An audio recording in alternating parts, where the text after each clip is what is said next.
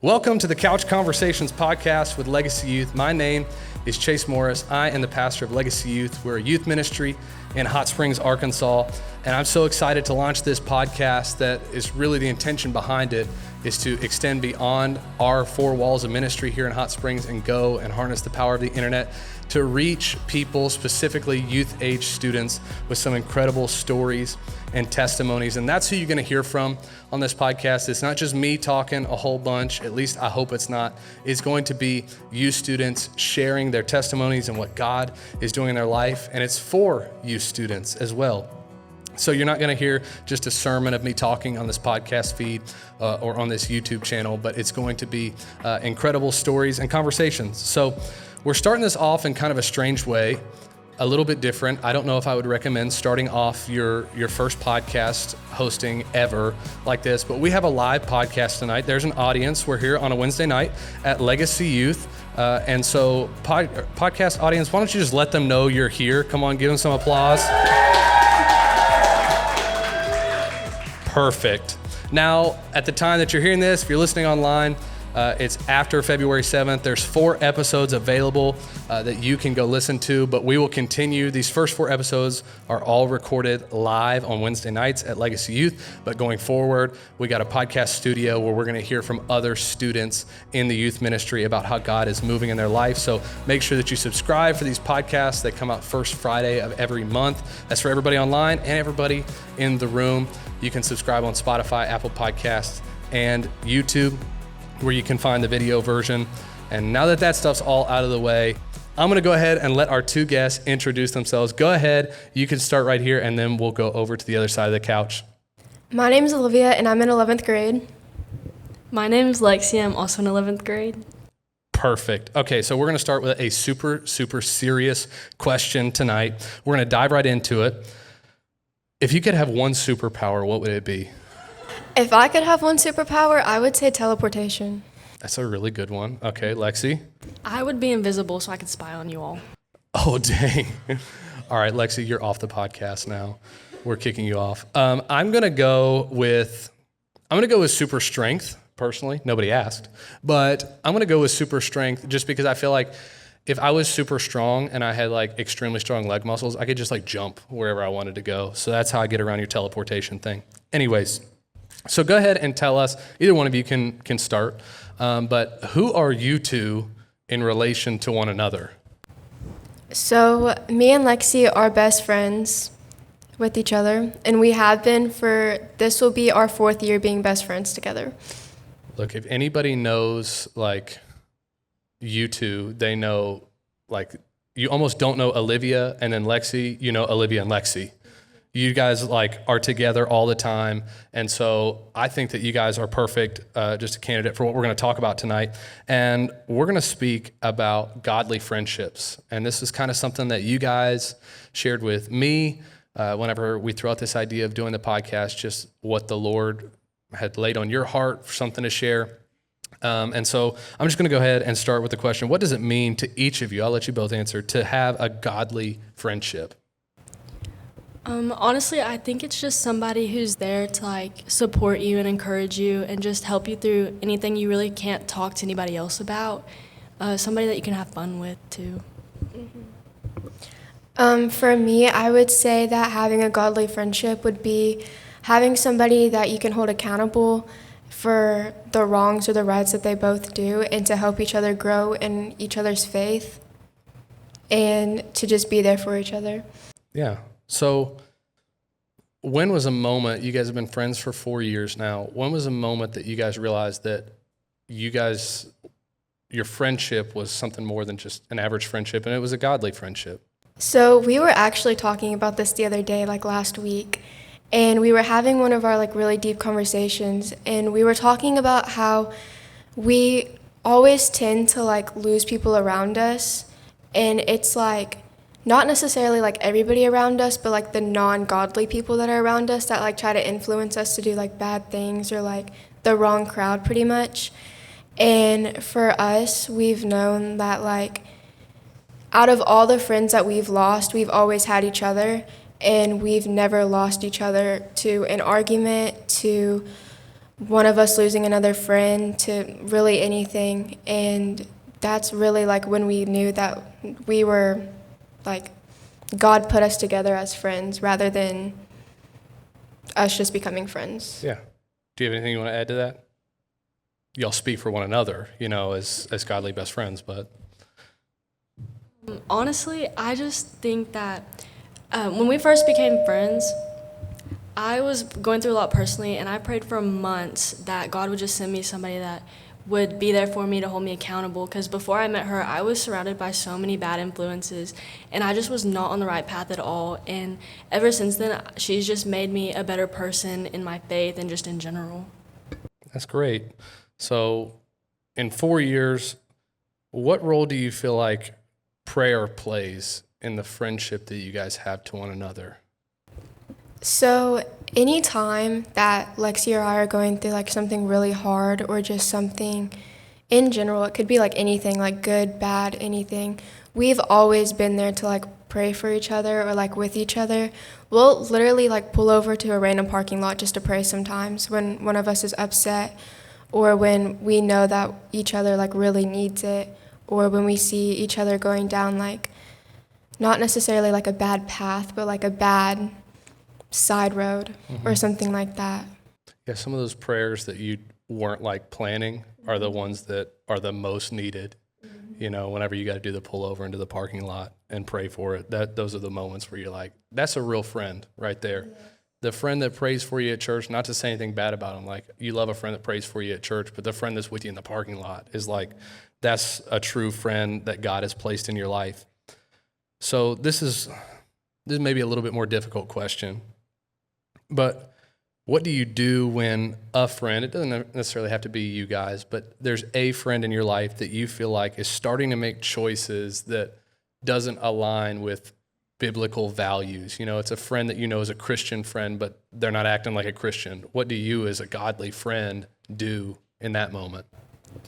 Usually we kind of talk to each other about it because our friends aren't the same. But we'll usually just try to talk to them and just be like, hey, like, I don't know if the choices you're making are exactly what God would want you to be doing. And then we wouldn't just leave it there. We'd obviously be there for them and help them through it and just try to do what God would want us to do and lead them down the right path.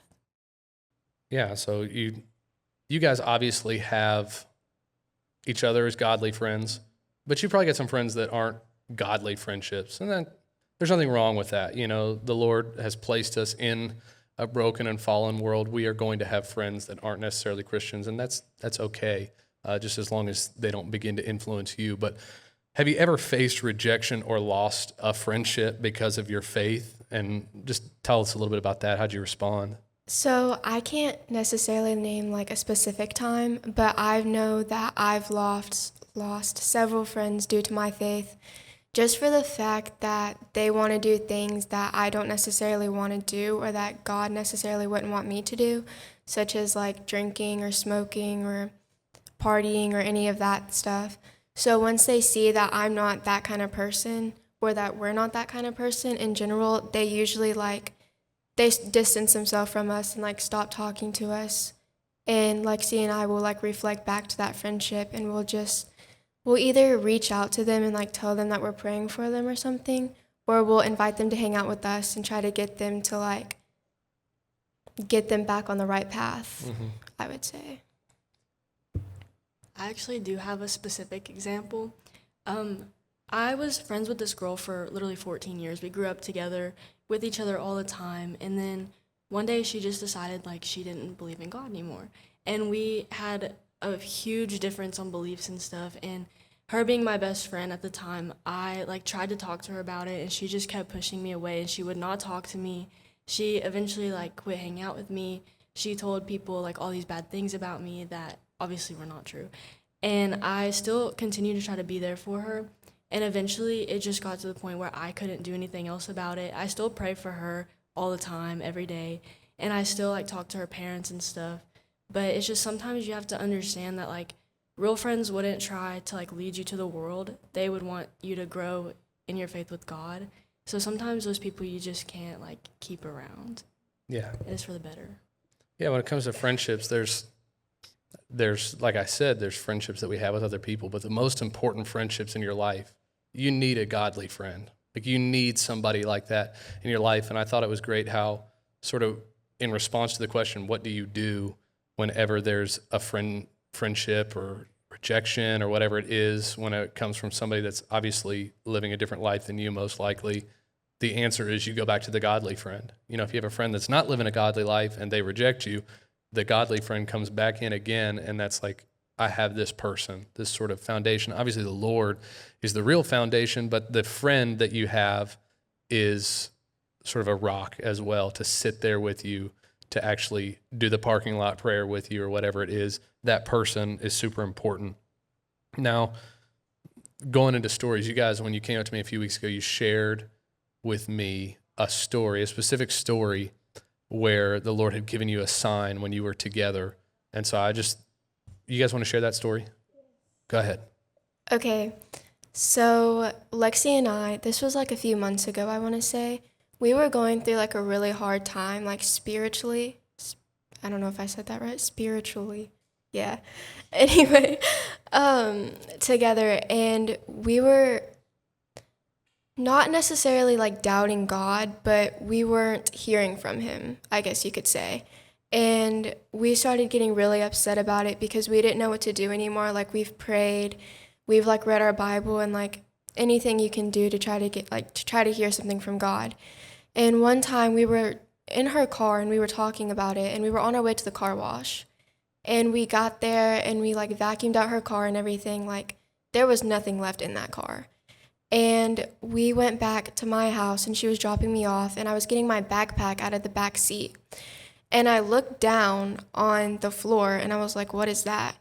And there was a penny in the floorboard, but it wasn't like a normal penny. There was a cross cut out of the penny, and neither one of us have ever had one of those. And I was... Okay, important part of this story. There wasn't music playing in my car. The radio was completely off. Yes. Okay, so I picked up the penny, and like the only words that you could see on it was trust in God, or in God we trust. And I looked at Lexi and I like read it out loud, and we were like in shock because we just found like a cross cut out penny after we just had this like huge conversation. And then we like look up, and I'll let you tell this part. Oh, okay. So whenever I look up, my radio is turned on, and like the song that's playing on it is called Trust in God. So I like turned it up the volume, and it was like, I sought the Lord and he heard and he answered.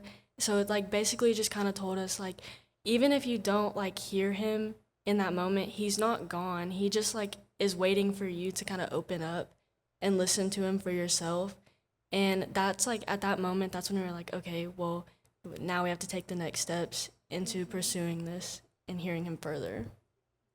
That's awesome. That's the moments where, you know, having people around you is super important, obviously. And those moments that you share with one another are almost, you know, you look at each other and you're like, did that just happen?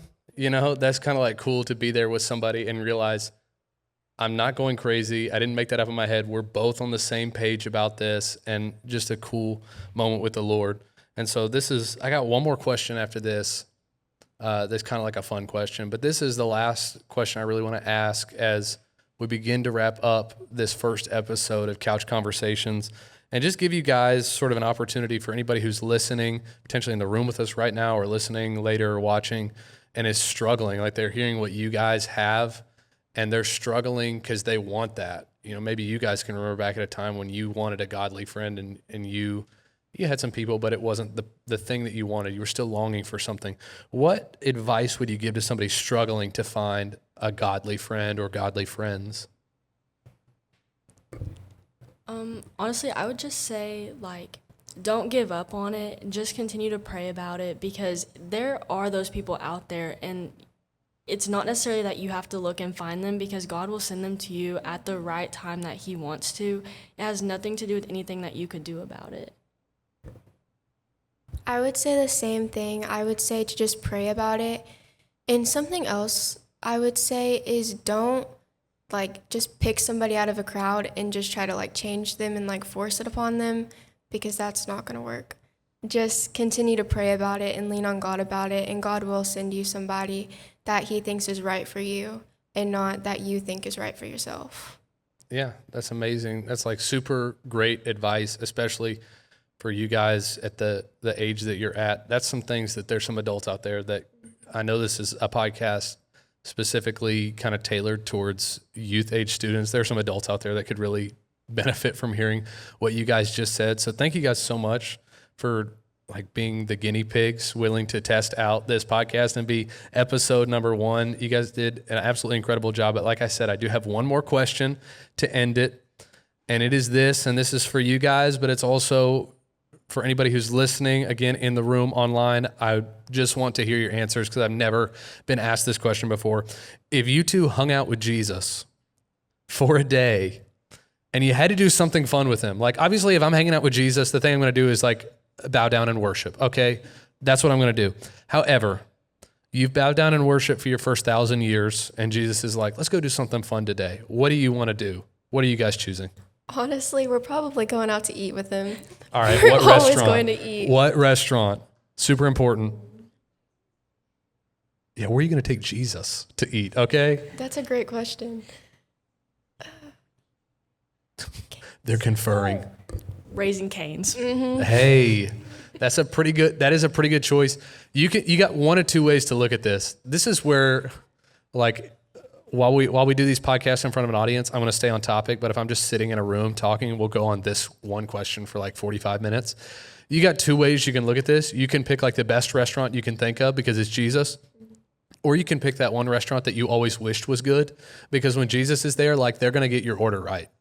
Like you can have a Big Mac and it would be hitting if Jesus was there with you. I just feel like, but you can go to Raising Cane's and it's always good.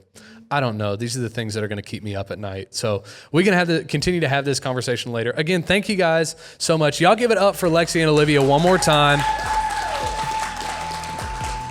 And I'm going to close this podcast out. Thank you for joining us for this first episode of Couch Conversations.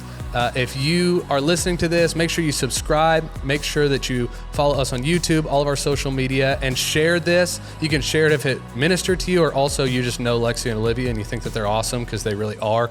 You can share this episode with people. And guess what? We got more episodes. By the time you're hearing this, there's more episodes for you to go listen to. So go do that right now. Thank you so much for listening. Bye.